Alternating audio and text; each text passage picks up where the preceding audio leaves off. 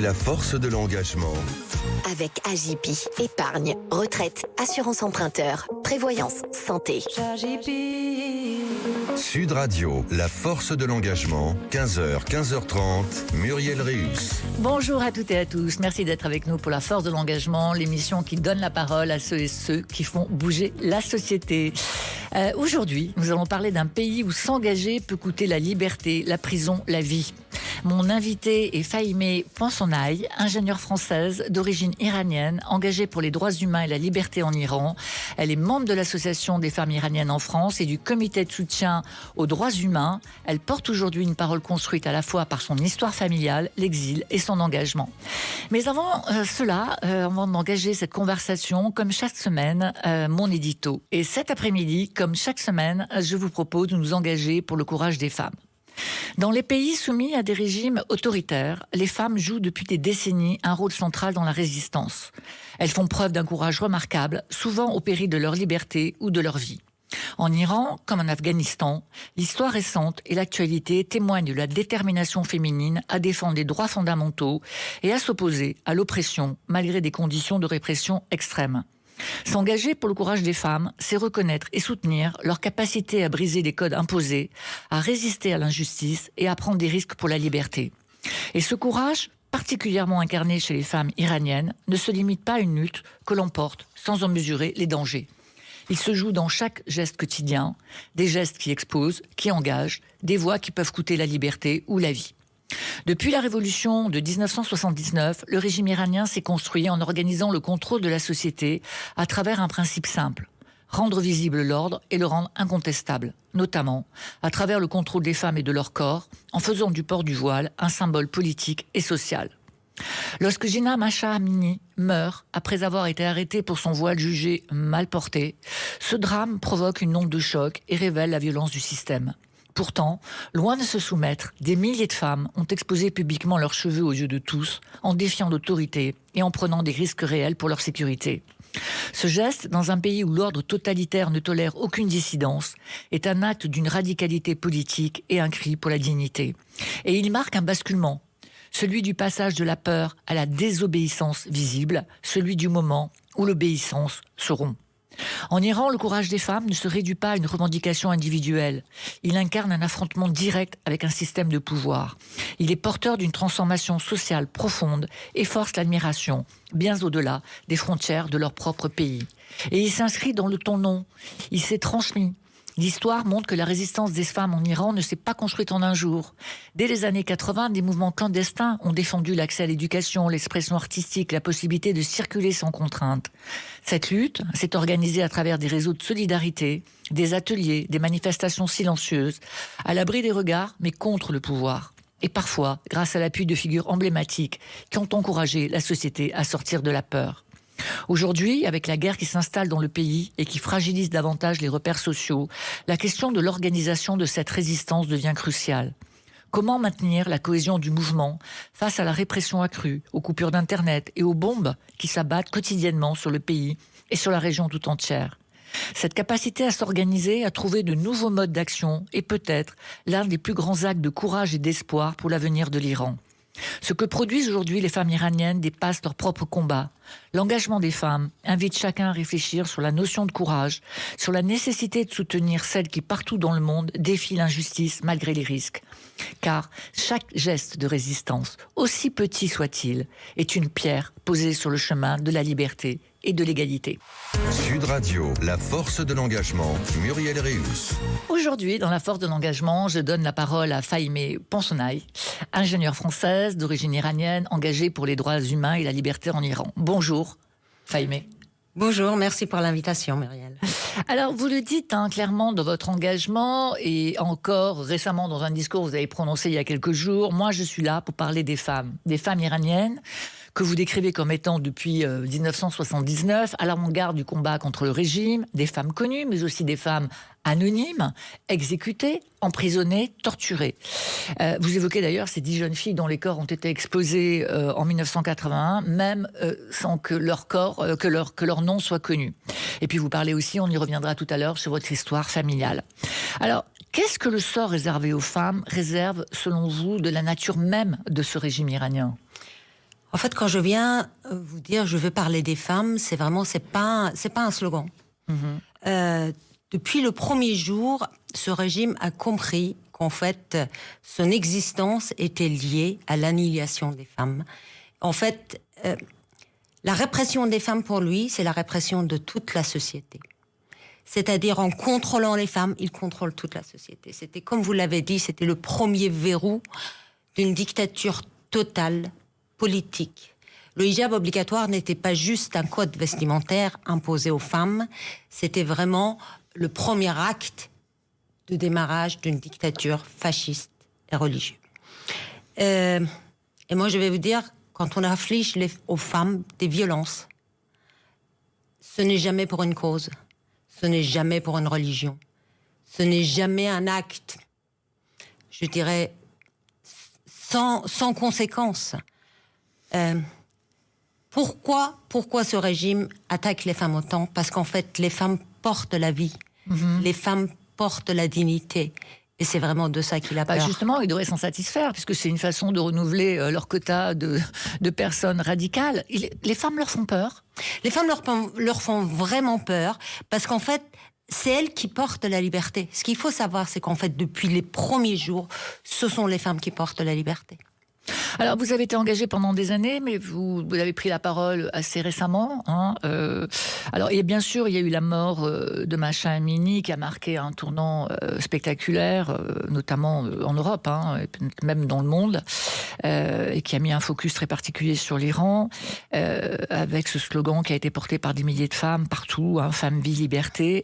Est-ce que c'est ce moment de basculement qui vous a incité à prendre la parole, ou c'est autre chose ? Non, vraiment, moi, j'ai été engagée sur la question des femmes en Iran. Alors, sur beaucoup de questions liées aux femmes, mais sur la question des femmes en Iran, toujours de manière très discrète.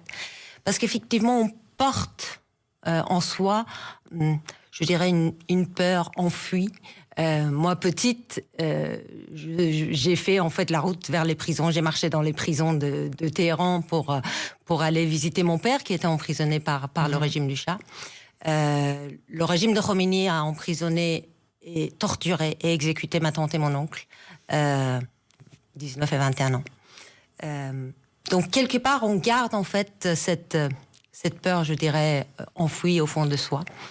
Et quand il y a eu l'assassinat de Gina Mahsa Amini, ça a été effectivement un moment où bascule, je dirais, pour le monde, parce que le monde a découvert le combat de longue date des femmes iraniennes. Mais pour moi, je dirais, c'est horrible à dire, mais le moment de bascule a été vraiment de voir le corps sans vie de Nika par terre. Faut savoir que Nika avait 16 ans. Je suis arrivée en France à 16 ans et ma fille avait 16 ans à ce moment-là. Donc c'est vraiment le moment où je pense qu'il y a eu un bascule en me disant que ce n'était plus possible de rester silencieuse, qu'il fallait porter haut et fort la voix de ces femmes, au moins en France, tant qu'on pouvait. Alors vous avez parlé, évoqué votre histoire familiale qui est marquée par la répression. Vous l'avez dit, un père emprisonné, une tante et un oncle arrêtés, torturés, exécutés. Donc quand on grandit avec cette violence un peu comme héritage, est-ce que cela impose un engagement ? Je dirais que oui. Quelque part, en fait, mon éducation et aussi mon histoire familiale m'ont amené à m'engager, bien sûr. Mais on ne choisit pas un engagement juste, je dirais, par héritage familial. On réfléchit, on analyse, on regarde si on s'engage auprès de qui on s'engage. Pour moi, s'engager auprès des vrais résistants, c'est d'être juste aujourd'hui en France. Juste, et j'emploie le mot juste, pour les justes qui ont soutenu à un moment les résistants en France, qui ont soutenu à un moment les opprimés en France. Donc soutenir les résistants, c'est d'être juste aujourd'hui en France. Et donc les résistants, les vrais résistants, ceux qui combattent dans les rues. Alors on va revenir tout à l'heure sur cette notion de vrai résistant. Je voudrais un peu terminer sur les femmes. Ce leadership féminin, on a l'impression qu'il est au cœur de la résistance iranienne depuis 1979. C'est un symbole, ce leadership féminin de la résistance, ou c'est une réalité opérationnelle pour vous ? Non, c'est clairement une réalité opérationnelle. Ouais. Alors ça l'a été avant la Révolution, pour la Révolution. Malheureusement, Khomeini nous a, je dirais, dérobé, volé, usurpé notre révolution. Mais cette résistance, elle est vraiment incarnée. Alors, dès les premiers jours, les manifestations anti-voile. Faut savoir, moi j'étais avec ma tante, voilée pourtant, à ces manifestations. Elle était organisatrice de ces manifestations. Parce que il s'agissait des droits des femmes. Et les pancartes disaient, les droits des femmes sont les droits de toute la société. Et en fait, ce qu'il faut savoir, c'est que depuis, les résistants iraniens s'organisent. Et les femmes, je dirais, sont plus qu'à l'avant-garde de cette résistance. Elles sont organisatrices, elles sont instigatrices. Donc c'est elles qui coordonnent. Parfois, on peut imaginer que ces résistances que l'on voit à travers le temps en Iran sont des résistances un peu, je dirais, qui naissent de nulle part, ou voilà, qui sont très spontanées. Il faut savoir qu'il y a une résistance organisée en Iran, partout en Iran, à travers les unités de résistance des Moudjahidines du peuple, qui ont en fait une organisation musulmane, démocratique, profondément anti-islamiste, religieux, fasciste depuis 60 ans. Et donc ces organisations-là, ils opèrent à travers l'Iran en attaquant les QG des pasdarans, donc des fameux corps de gardiens de la révolution, les IRGC qu'on entend, ou les CGRI. Oui, les pasdarans, c'est les gardiens de la révolution. Faut exactement, le dire pour nos les auditeurs. pasdarans, c'est les gardiens de la révolution. Et en fait, ils attaquent ces QG-là de manière très opérationnelle. Alors, ironie du sort, du temps du Shah, on les appelait les terroristes marxistes islamistes. Ce régime les appelle les terroristes traîtres à Dieu. Donc, vous voyez la comparaison entre les deux. Et en fait, aujourd'hui, ces résistances-là, et vraiment, faut le voir, parce qu'on a des images qui nous parviennent. Ce sont des femmes qui mènent ces actions-là. Et en fait, moi, je voudrais parler aussi, par exemple, de cette jeune résistante iranienne, je lis bien son nom, Zahra Baloulipour, qui était une étudiante tuée récemment en janvier, et dont les parents ont partagé en fait son nom, faisant partie de la résistance iranienne, des unités de résistance des Moudjahidines du peuple.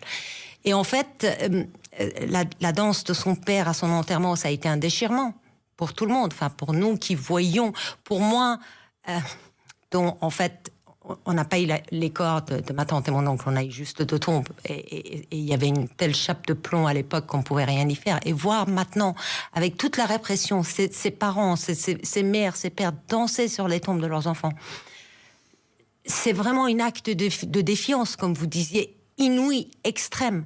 Après, il faut voir dans les rues comment elles manifestent. Moi, je voudrais que l'on regarde ces filles, justement, des unités de résistance des Moudjahidines du peuple, à moto, à Téhéran, parade à Téhéran, juste la veille des bombardements de Trump, qui portent le drapeau de l'armée de libération iranienne et qui portent un drapeau qui dit « Nous pouvons et nous devons renverser le régime », entendez en fait. Il faut aussi parler de nos prisonnières, il faut parler de Mariam Akbari Montfaret. Vous aviez eu la gentillesse de signer en fait une pétition, parce qu'en fait ça fait 16 ans qu'elle est en prison juste pour avoir réclamé justice pour ses sœurs et frères exécutés en 88 lors des massacres des 30 000 exécutés iraniens. Donc ce qu'il faut savoir, c'est que les femmes organisent, les femmes portent ce mouvement, et vraiment elles sont l'ossature de la résistance. Vous ne vous rendez pas compte à quel point. Oh bah si, je l'imagine, et puis on ne peut que saluer les femmes. Elles sont engagées et très fortement engagées. Alors le slogan Femme, vie, liberté a fait le tour du monde. On a vu des mobilisations partout, notamment en Europe. Alors moi, la question que je me pose, c'est que est-ce que ce leadership féminin iranien a été réellement compris, soutenu ou simplement applaudi à distance? On en parle juste après la pause. Retrouvez la force de l'engagement. Avec Agipi, épargne, retraite, assurance emprunteur, prévoyance, santé.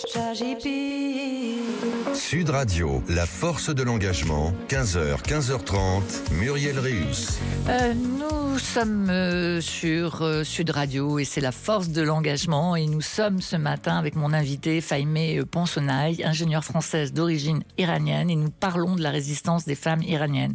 Fahimeh, juste avant la pause, je vous posais cette question: est-ce que le leadership féminin iranien a été soutenu réellement par l'ensemble des pays européens et outre-Atlantique? Alors, je dirais qu'il y a eu vraiment une émotion globale. Moi, je me suis dit, enfin, le monde voit la résistance des femmes iraniennes. Mais malheureusement, je dirais que ça ne suffit pas juste de soutenir. Et leur slogan, parfois, malheureusement, a été dévoyé. Comme vous le disiez, leur combat n'était pas uniquement pour leur liberté individuelle, à porter ou ne pas porter le voile, mais par contre, c'était vraiment viser la totalité de ce régime misogyne, sanguinaire, théocratique, tout ce qu'on peut mettre d'adjectifs, je dirais, horribles derrière ce mot. Et en fait, c'est pour ça peut-être qu'elles sont relativement vite passées à Femmes, Résistance, Liberté. Ce qu'il faut savoir, c'est que soutenir ne suffit pas. Il faut un engagement, je dirais, plus ferme. Il faut des condamnations. Il faut arrêter la complaisance que nos politiques ont depuis 47 ans envers ce régime. Il aurait fallu, je dirais, un soutien politique réellement de ces femmes qui descendaient dans la rue. Et donc, pourquoi elles sont passées à Femmes, Résistance, Liberté ? Parce que sans résistance, il n'y a pas de liberté. Sans liberté, il n'y a pas de vie. Donc, ce slogan est essentiel. Et vraiment, moi, j'ai aussi une pensée pour, et en plus, une ingénieure iranienne qui est aujourd'hui condamnée à mort dans les couloirs de la mort en Iran, à Evin. Je crois qu'elle est à Evin. Et qu'en fait, elle est condamnée à mort pour détenir un papier sur lequel c'était marqué « Femme, Résistance, Liberté ». Alors, il y a quelques semaines, les Iraniens sont descendus massivement dans la rue. La répression a été d'une extrême violence. On parle de 30 000 morts. Depuis le début de la guerre, la situation est devenue très complexe. Le système, en dépit d'une organisation très hiérarchique, on a le sentiment que le système défensif iranien est très disséminé, ce qui rend les choses encore plus difficiles. Donc, comment cette résistance peut-elle encore tenir, s'organiser ? Vous lui voyez quel avenir à cette résistance ? Alors, évidemment, la répression est terrible. Ça a été terrible pendant 47 ans et encore. Mais vous avez vu que ça ne les a pas arrêtés. Ça ne les a pas arrêtés de descendre dans la rue. Et en fait, la résistance, ça fait 47 ans. Et pourquoi elle ne s'arrête pas ? Parce qu'elle s'organise davantage, qu'elle est vraiment enracinée de plus en plus et dans toutes les couches de la société. Et en fait, ce qu'il faut savoir, c'est que malheureusement, aujourd'hui, les bombes perturbent un petit peu cette résistance interne. Mais l'histoire nous a montré que les dictatures ne tombent pas par les guerres. Les dictatures ne tombent pas par les guerres, les dictatures ne tombent pas par les complaisances ou des négociations diverses et variées. Les dictatures ne peuvent tomber que par le peuple iranien et par une résistance organisée. Il faut vraiment que le monde soutienne cette résistance organisée et surtout quand elle est portée par des femmes. Vous défendez une alternative politique avec le Conseil national de la résistance iranienne. Alors, si j'ai bien compris, on a la résistance au sol, tenue par les Moudjahidines. Et puis, il y a ce Conseil national qui, semble-t-il, est pour vous une alternative crédible. Comment est-ce qu'on est sûr que cette alternative ne va pas reproduire demain encore une forme de pouvoir autoritaire ? Là, vous posez vraiment la question essentielle. Pourquoi je crois, moi, à cette alternative ? Elle est crédible. Alors déjà parce que ce n'est pas un homme providentiel qui se te proclame. Ni chat ni mola, en fait. On va y venir, effectivement. Et en fait, ce n'est pas un homme providentiel, ce n'est pas la concentration des pouvoirs dans les mains d'une seule personne. C'est un conseil organisé, c'est un conseil pluraliste. Qui est composé, comme je vous disais, des experts, des intellectuels, des différentes ethnies iraniennes. C'est un concert qui est rassembleur, qui essaye en fait d'avoir aussi d'autres, je dirais, alliances avec notamment les organisations ethniques. C'est un conseil qui est porté par une femme, Madame Rajavi. Et en fait, rien que ça, ce n'est pas anecdotique, que ce soit une femme musulmane démocrate qui porte le combat contre un fascisme religieux, ce n'est pas anecdotique. Il faut l'hégémonie des femmes en face de ce régime théocratique et dictatorial. Il faut savoir, Madame Rajavi a perdu une sœur pendant le régime de Shah, une sœur exécutée enceinte par le régime de Khomeini. Et depuis, elle a décidé, elle, de porter. Imaginez le courage d'une femme, imaginez sa force. Elle est jeune ? Enfin, elle a quel âge ? Non, aujourd'hui, elle a 70 ans. D'accord. Mais ça fait... Oui, ça fait des années qu'elle milite. Ça fait des années qu'elle connaît le système. Et qu'elle porte, en fait, toute la résistance iranienne. Et en fait, Voilà, on va entendre son nom dans les années à venir. C'est une femme qui, en plus... Voilà, je ne fais pas confiance qu'à la personne, évidemment, même si ça fait des années que je la suis et que je la connais. Mais je fais confiance aussi à son programme. C'est un programme qui est écrit depuis 1982. C'est pas un programme qui date d'hier. C'est un programme qui commence par la séparation de la religion et d'État. C'est un programme qui dit l'égalité totale des femmes et des hommes dans toutes les instances de la société. On a des chances de l'entendre, elle est soutenue, elle est pas avec la situation actuelle. Ou alors, on entend un Trump qui dit c'est moi qui dois choisir. Alors, on l'entend énormément auprès des parlementaires du monde entier. Elle parle au Parlement européen, elle parle aux parlementaires du monde entier. Elle a donc son plan démocratique en 10 points. Donc, je vous disais, la séparation de la religion et de l'État, l'égalité des femmes, l'abolition de la peine de mort. L'Iran est quand même le premier pays exécuteur de femmes dans le monde, il faut savoir. Le deuxième pour l'ensemble, après la Chine, mais pour les femmes, c'est la première. Donc l'abolition de la peine de mort, un Iran non nucléaire, un Iran qui respecte la diversité ethnique, je dirais, de notre pays qui est grande. Et je dirais, et c'est une femme, et je dis encore, c'est une femme, et il faut une femme en face de ce régime. Et ce qu'il faut savoir, c'est en ça, pour moi, qu'elle est vraiment l'antithèse de ce régime, mais aussi l'antithèse de retour de toute dictature en Iran. Alors, à quoi ressemblerait demain, si vous pouvez choisir son destin, à quoi ressemblerait l'Iran que vous espérez? Ça sera ma dernière question. Alors, j'espère un Iran libre, démocratique et laïque. Je voudrais un Iran sans les gardiens de la révolution. Je voudrais un Iran sans Savak, donc la police secrète du Shah. Je voudrais un Iran où le corps des femmes n'est plus un sujet. Je voudrais un Iran où le potentiel des femmes peut enfin apparaître au monde entier. Les femmes sont capables de prendre beaucoup de choses en Iran. Elles l'ont prouvé.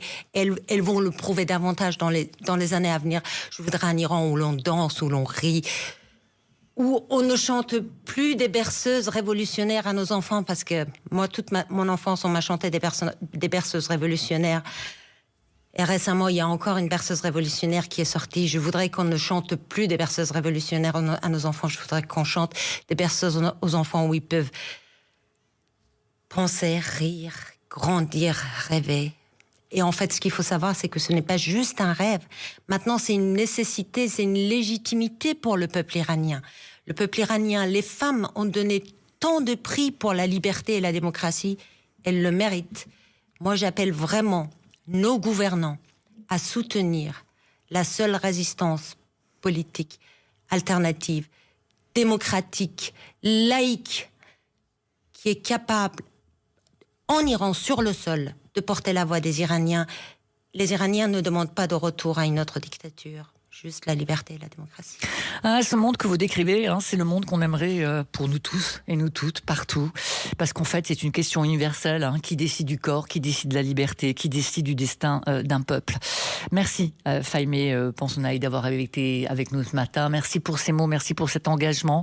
Et moi, je vous dis à dimanche prochain pour la force de l'engagement, avec celles et ceux qui font bouger la société, avec une même énergie. Et j'espère vraiment vous retrouver très nombreux. À dimanche prochain. C'était la force de l'engagement. Avec Agipi, épargne, retraite, assurance emprunteur, prévoyance, santé.